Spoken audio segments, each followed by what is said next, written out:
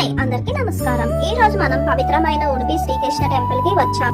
ఈ దేవాలయం చాలా పవిత్రమైన క్షేత్రం. శ్రీకృష్ణ స్వామి వారి దర్శనం ఇక్కడ చాలా స్పెషల్. టెంపుల్ అట్మాస్ఫియర్ చాలా పీస్ఫుల్ గా ఉంటుంది. మార్నింగ్ టైం లో దర్శనం చేసుకుంటే మైండ్ ఫుల్ పాజిటివ్ వైబ్స్ వస్తాయి. భక్తులు స్వామిని కన్నా కింది అనే చిన్న విండో ద్వారా చూస్తారు. ఆ విండో నుంచి దర్శనం చేసుకోవడం చాలా అదృష్టమని నమ్ముతారు. టెంపుల్ పక్కన ఉన్న మాధవ సరోవర అనే పుష్కరాణిలో నీరు చాలా పవిత్రంగా మరియు ప్రశాంతంగా ఉంటుంది.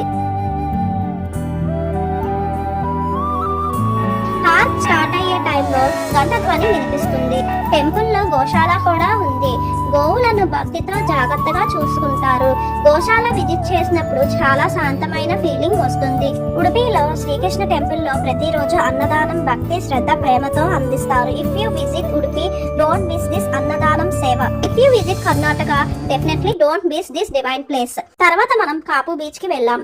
ఇక్కడ ఉన్న లైట్ హౌస్ మీదకి ఎక్కితే సముద్రం ఫుల్ వ్యూ చాలా అందంగా కనిపిస్తుంది.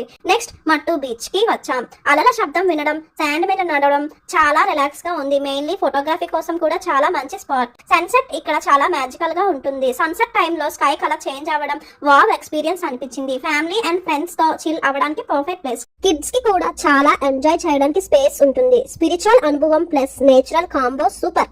జై శ్రీకృష్ణ.